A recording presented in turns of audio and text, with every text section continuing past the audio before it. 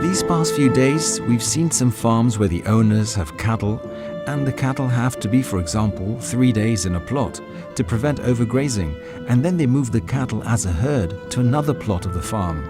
But if the farmers delay 2 or 3 days, the problem is that the animals will eat the existing natural regeneration.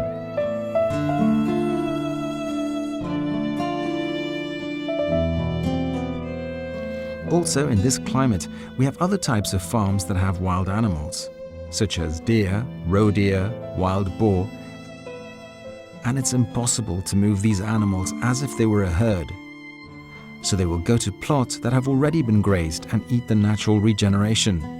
How do you handle this kind of situation with elephants in Zimbabwe? Or how can you prevent this?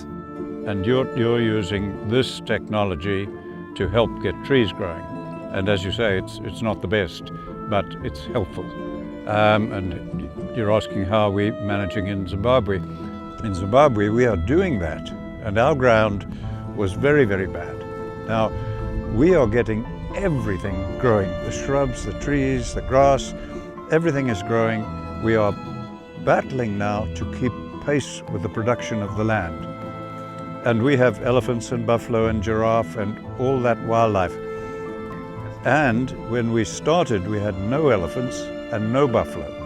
Now, some days we can have 500 buffalo or 300 buffalo, and some days we can have 100, 200, 500 elephants. Right now, we are having 4 trees still, 4 species of tree that we think are important for us, big, charismatic trees, and they are germinating, but something is killing them. And it could be the baboons, the bushbuck, the kudu, the reetbuck, all these small animals, and when they get bigger, the elephants are killing them. So now we're needing research to learn why.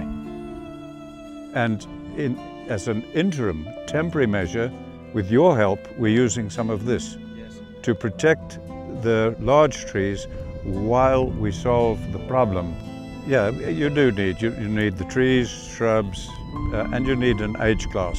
I look at these trees. How old are most of those trees? They're very old. Very old. 500 years. Yeah, correct. And in 100 years, these trees will disappear and you will not see a natural regeneration to replace them. You are preaching to the choir. That's the problem, yes. So this, I like the product as a temporary measure, and we're using it, but you've done a little experiment here. It's nice to see that the grass can grow high here.